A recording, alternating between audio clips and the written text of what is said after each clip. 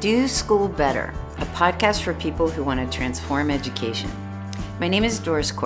In this season, I discuss the core principles of my educational philosophy with Tim Desmond and Allison Tanker, my co-teachers from Hawken School's Entrepreneurial Studies program.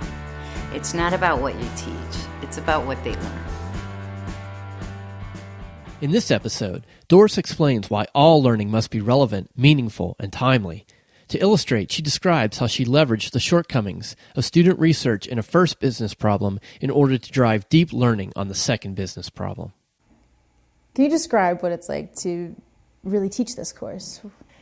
Yeah, so it's funny because, I've been training you for this last semester, and I'm actually going to bring up an example that you can talk about what it felt like, all right? All right. So, because this, you just lived this, and I'm going to bring up the good data example from Hot Chicken Takeover to Beam, okay? Yes. Yeah, so that's exactly what this feels like. So here's the deal. The reason it is so powerful to use real problems as the vehicle for all this is that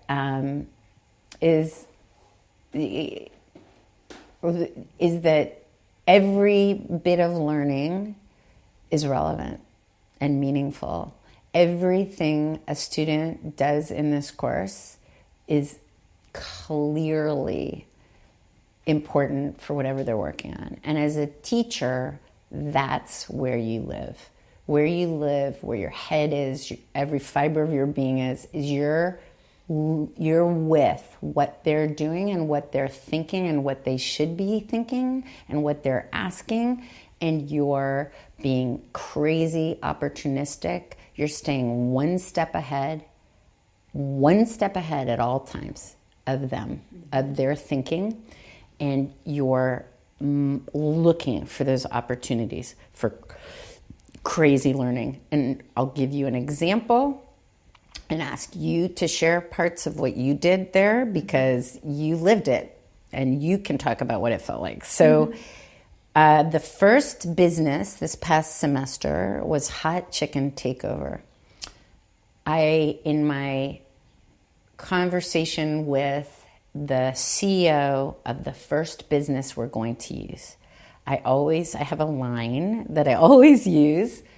With all of them, I say, it is my great hope that you get something out of this, that the students give you something out of this that's useful to you. I really hope so. But the primary goal of this is learning, so it's possible that you will not get anything useful out of it. And I want to know if they're willing to do it even so.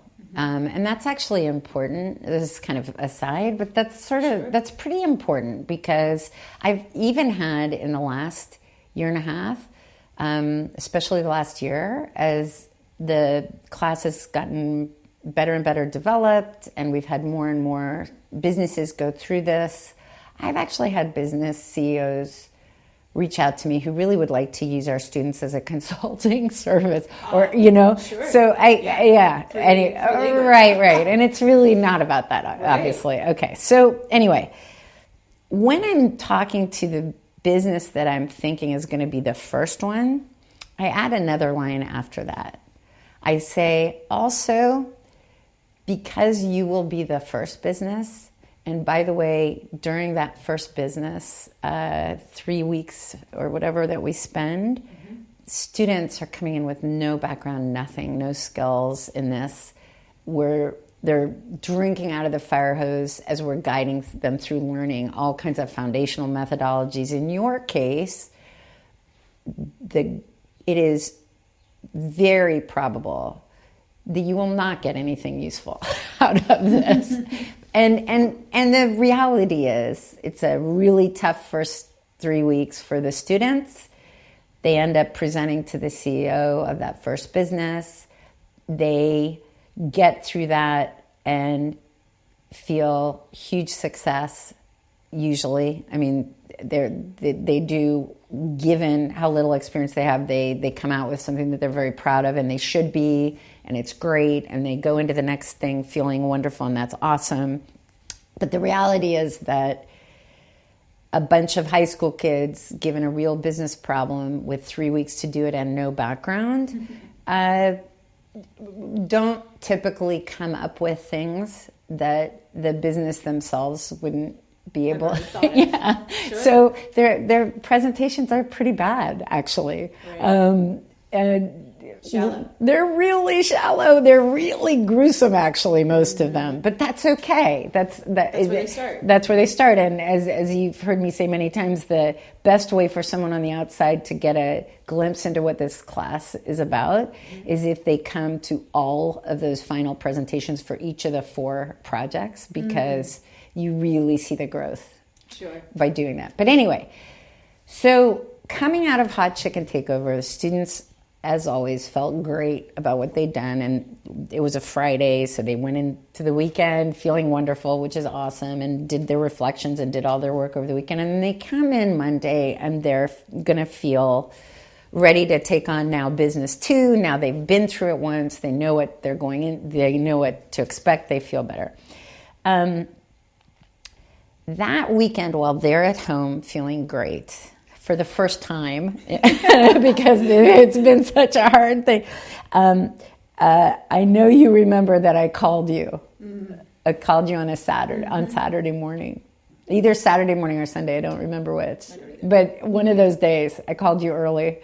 I remember I was going shopping. I was going to take a couple hours to go shopping, and I was it was right when, it must have been 10 a.m. because it was right when Nordstrom was going to open. And I was sitting in my car in the parking lot, and I never got out of my car because you and I were on the phone for 2 hours.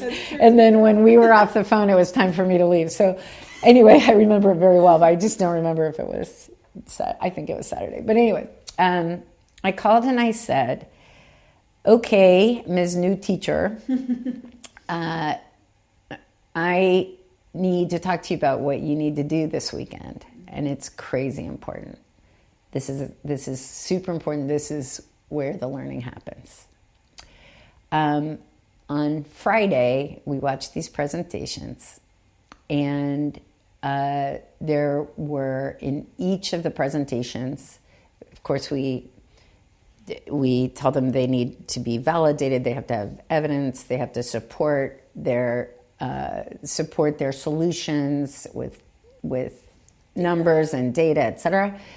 I said we had really, really weak supporting data, to say the least. For example, in one of the presentations, and this is just one example that I remember, I could list many.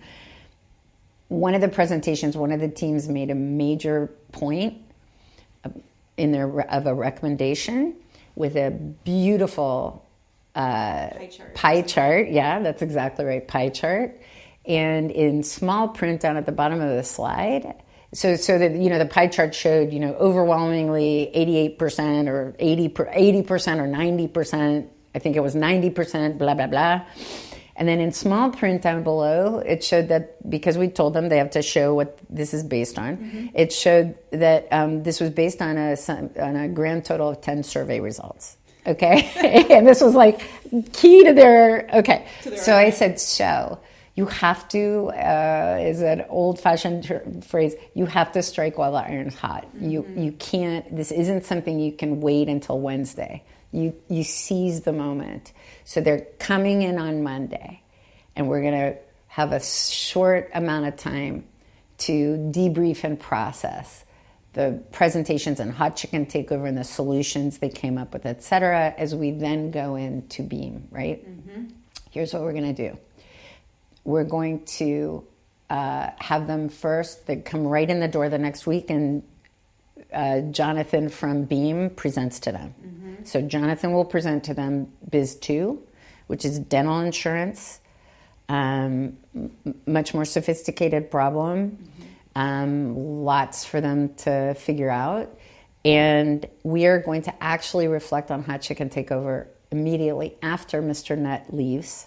So they're now, Beam, wow, this is going to be harder. They're put on their new teams, and we're then going to reflect on Hot Chicken Takeover. And when we do, we're going to have them discover for themselves that there's such a thing as good data and there's such a thing as bad data.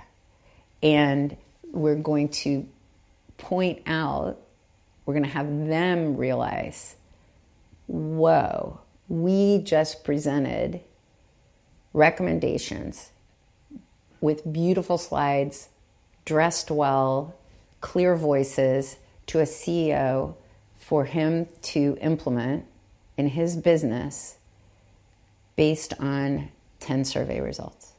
Okay, and what that means. And they're going to be interested in learning about how to be analytical about these things, and get into some kind of technical meat when it comes to looking behind the covers when they do their research and understanding things like what does standard deviation mean, and what does this mean, and what does that mean, and how did I suggest you do that? Yeah. Well, so that day, I remember we hung up and I immediately started Googling all sorts of different articles, videos, journal entries, all sorts of things that had to do with, how to make decisions based off of data, data-driven decision making. I found a lot around that. Found a lot about the use of statistics and also how to present data, not in a visual format, but also in compelling ways that isn't just, numbers on slides and all of this. And I remember, I think I pulled between 18 and 20 some different articles, videos, and things for the students to... Do you remember what I suggested we do with those? Well, and initially I think we thought we would give them all of them up front as a jigsaw where they would pull them apart and, divide them out amongst their team and then come back and discuss. But after we went through them together and realized how valuable all of the different elements were, we decided to split up the articles over the next week as homework assignments for them to really digest and reflect on. And even beyond that, what we did is we thought through right now, tonight, where's their head and which one would be most compelling. And the first ones that we gave, because I remember suggesting you look for some that are more academic and dense, but others that are stories, case studies about businesses that succeeded based on that and businesses that failed based on that. Right. And you did a great job of having a lot of good stuff, and then we went through together to pick the ones that were best. We started with the ones that were stories, a couple stories, and I don't remember even, there might have been one of them was a video, I think. Okay, but they were pretty jarring. Okay, whoa, especially the one where somebody's failing, right? Yes. Because of it, kind of jarring. And what they read and watched that night, and we hadn't said anything at that point that first night about a Hot Chicken Takeover, but we knew that if you read that and you watch that, and you just presented what you did and did what you did over the last 3 weeks, these kids are smart. They're going to make that connection. So the next morning, when we start class with News Circle, and we get past news, and we say, all right, let's talk about Beam, and what is the challenge? What is the challenge? That was the first thing. We always do that. Right after that first day, the next thing we do is have the students in a circle process what is the challenge and why is it a challenge and what they learned about the business. As they're doing that, and now they've watched this thing the night before and they've read this thing the night before, I don't know if you remember, but I asked right then, why did we assign last night what we assigned? That's all I asked. And I don't remember which one. but one of them immediately said, because, and made that connection. And then asked another couple questions, and basically what happened, with very little from us, was they started processing, whoa, we just gave really, really bad solutions to a business. I mean, honestly, that's like, we did not do a good job. We did not look behind the covers at all. We have no clue. We are babies. That night, we assigned a very dense one with a lot of basic terminology and definitions with examples. Now, it was dense but digestible to somebody who had no background. Sure. We also that night assigned something else. And I don't know if you remember my asking you about, do you remember the other piece we inserted? It was to do with the business challenge itself, I think, with Beam Dental. We added some elements in there about, it was a report on dental insurance and how many people have access to it, and there were graphs and charts in there for them to kind of apply what they were reading in that dense article to. We did, but there was another assignment that I was thinking of, that, so these are seniors, and they're in the middle at that time also of college applications. Oh, right. Right? And the conversation is all about this college, that college, rankings, etc. U.S. News and World Report had just come out with their latest rankings, literally that week. And in that mix that week, we assigned for them to tell us what, if you're a college, if what you care most about is your ranking on U.S. News and World Report, what is the easiest thing for you to change so that you can go up, bump your rating. And they all had to look under the covers of this report that was running their lives and running, I mean, it makes me crazy, all right, that whole thing. They had to look under the covers. And some of them figured it out, some of them didn't. But what they did in News Circle the next day, when I asked, so if you're NYU and you're worried about your ranking slipping, well, first of all, I said, why does your ranking matter? How do you think it matters? So we talked about why the ranking matters, what the implications are, I said, so if you're NYU's dean of whatever, college president, and do you care if your ranking slips from 6 to 12? Oh yeah, that would be, but might you even feel like your job is threatened by the U.S. News and World? Yeah. So if you wanted to make sure it stayed up there, what is the easiest thing, or you wanted to move it up, what's the easiest thing? And several of the kids said, oh, you have to get more students to apply so that you can reject more, because selectivity is the only thing that really of all of those is easy for you to. I said, that's right. So when you're getting marketed to by schools that you don't think you actually could get into, why do you think that's happening?